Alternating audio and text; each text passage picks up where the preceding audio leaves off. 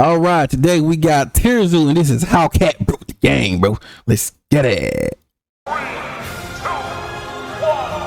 go! Oh, dang. That's crazy. This game's tier list can seem pretty set in stone sometimes, but in reality, major shifts in the meta can happen extremely quickly. Whoa, wait, what? That's a ball cat? But in reality, major shifts in the meta can happen. Well, that's a ball cat, mountain lion. Happen extremely quickly, Yeah. especially when new resource hotspots and points of interest open up. Builds which are well adapted to capitalize on these flashpoints can see dramatic ascensions on the tier list. One such event occurred when humans unlocked the food storage ability. This greatly improved the humans' survivability by giving them a consistent source of XP, even during harsh winters or famines. That is, if they could defend their stockpiles. These stashes were incredibly valuable, and could easily support entire colonies of Bro, rats and I had the other day, bro.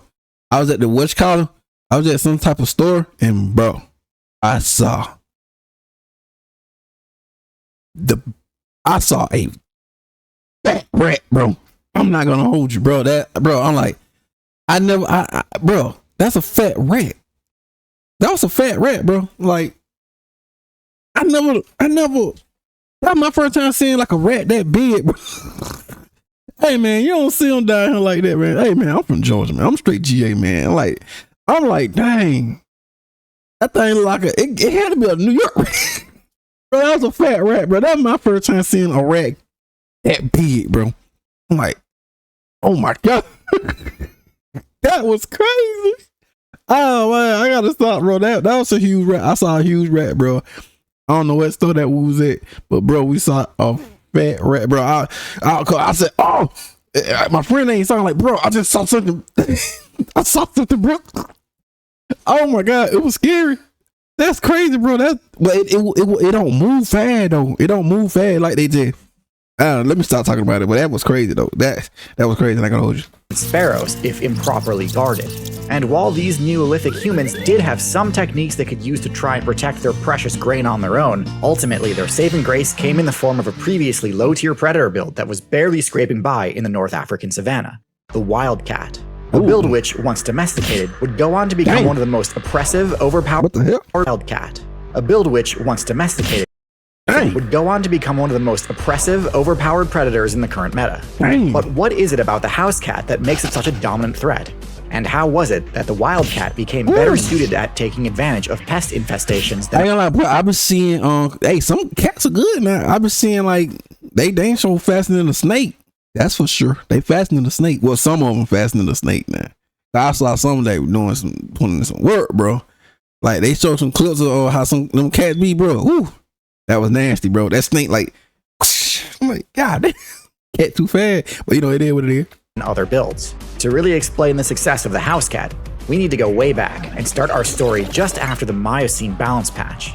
This update granted mammals access to a new ability called Carnassial Teeth, a side grade of the dentition skill tree, which allows users to gain bonus XP from carcasses and carrion sources. This may seem like a minor thing, but it completely changed up the metagame and made hyper-carnivorous builds a lot more viable, giving rise to a new archetype called the Carnivoran, a group which includes many of the most popular predator builds in the current meta.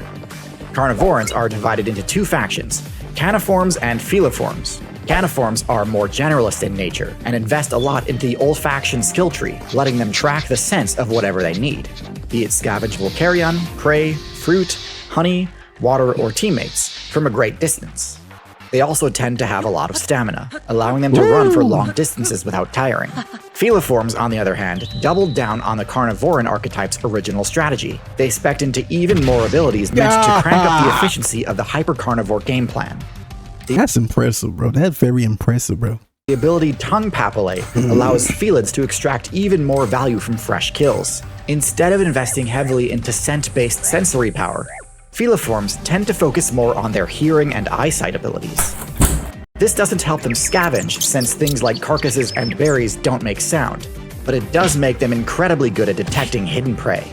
Also, in keeping with the Carnivoran's first major advancement, Feliforms also focus a lot more heavily on specialized dentition, optimizing their bite attacks to deal massive puncture damage, and more effectively hold onto prey so the user can deal bonus damage with their claws. Throw in a few more ambush-focused abilities like retractable claws and camouflage fur patterns, and you've arrived at the modern Felid, easily one of the most successful stealth assassin builds the game has ever seen. In fact, during the Ice Age expansion, Felids were such a dominant threat that many other Predator builds had trouble competing with them at all. In the current meta, cats remain incredibly dominant in virtually every major terrestrial server. Basically every cat, including the ones I like to throw shade at, is a threat.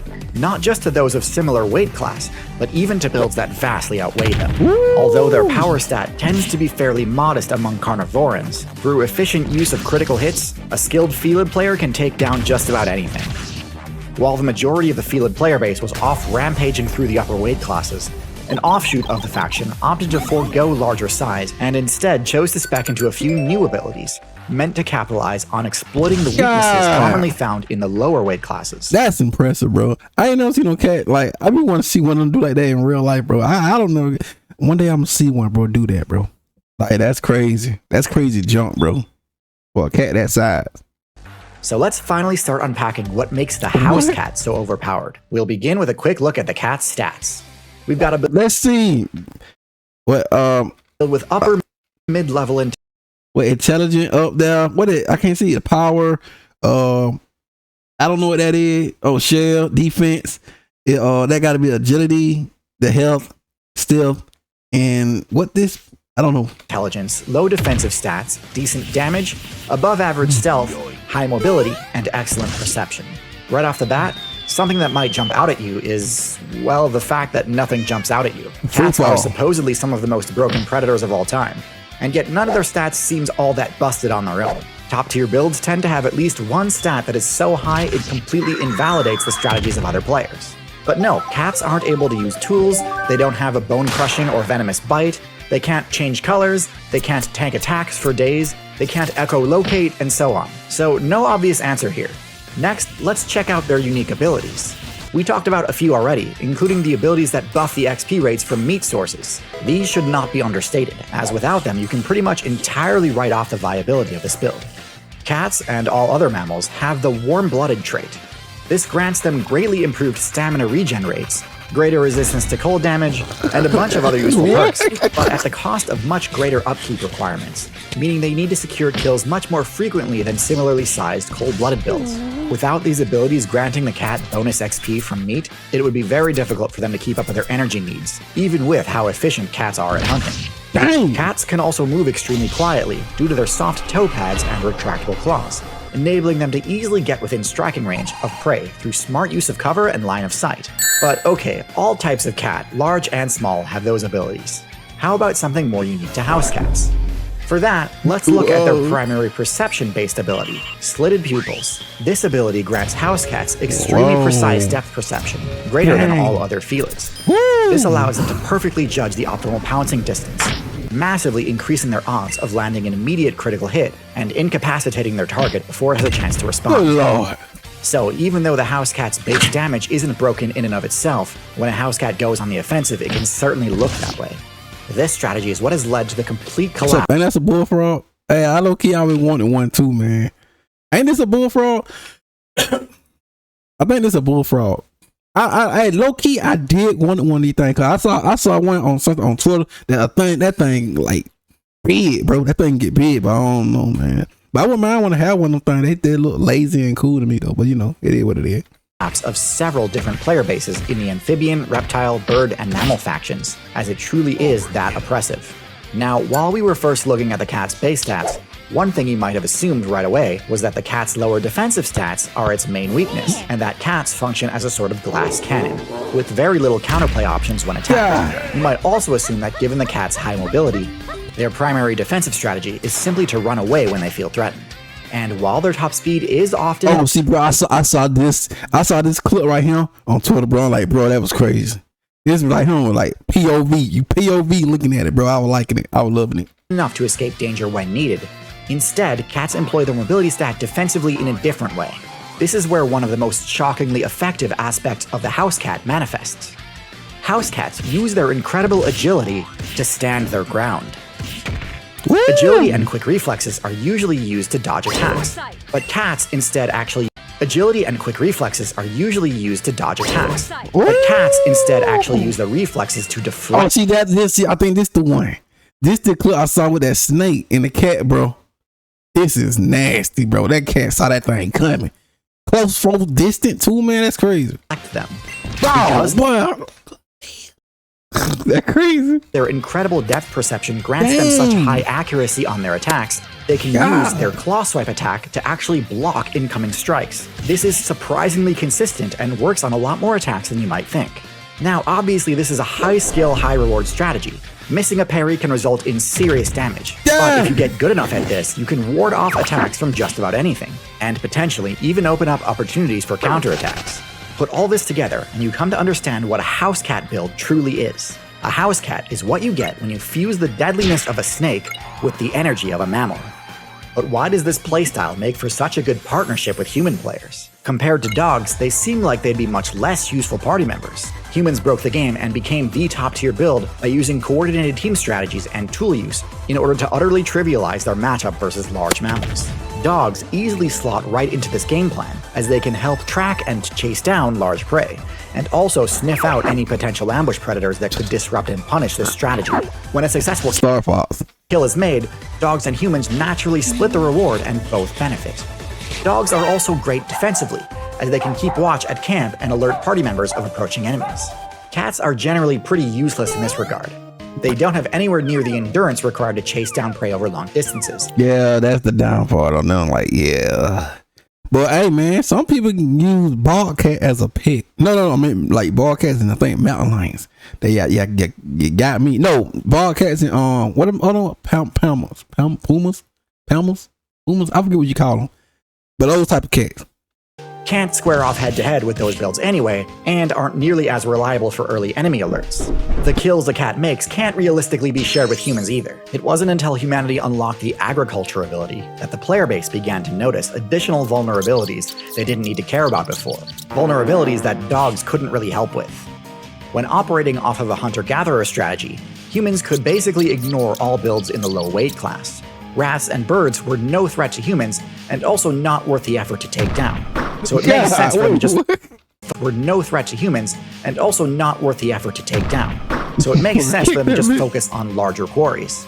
However, when the focus shifts to farming and food storage, those same builds humans were ignoring before suddenly became one of their biggest threats. Having a granary raided and its food reserves destroyed could easily wipe out an entire human settlement. So figuring out proper security for these storage sites was critical. Dogs simply are not effective enough at stopping pest infestations to fill that role. They cannot climb or fit into small spaces, and aren't stealthy enough to catch the trickier pests. Cats, on the other hand, are truly excellent at this task, and come with other benefits as well. The main one being that they require very little upkeep, although they task, and come with other benefits as well. The main one being that they require very little upkeep. Although they are social builds, they hunt alone, so they don't require any direction or attention from their human party members in order to accomplish their task. Since humans don't have any need for rat or bird carcasses, the fact that cats don't usually share their kills is actually a benefit rather than a drawback. The only thing cats really require from humans is to share in the shelters they construct. In the wilderness, cats typically use burrows, hollow stumps, or caves as their home bases. But these are vulnerable to attacks. Human settlements are significantly safer.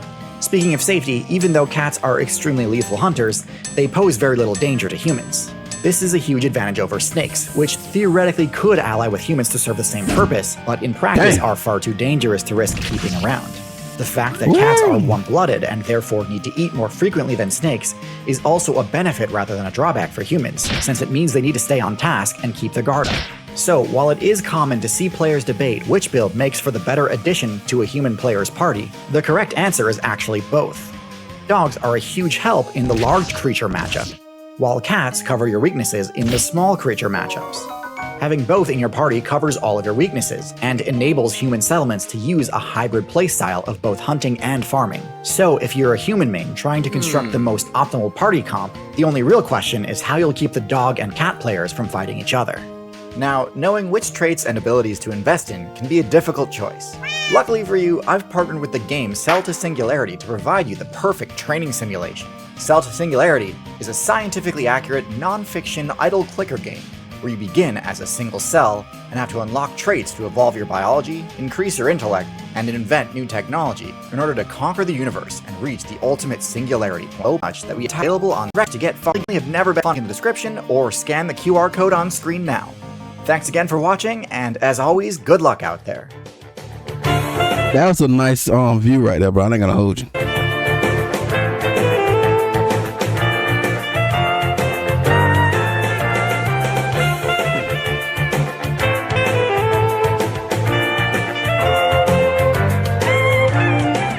And there you go, ladies and gentlemen. Yes, man, that was some good stuff, man. Tears, man. How cat broke the game, bro. But you already know. League of Banana, good stuff. Let's go.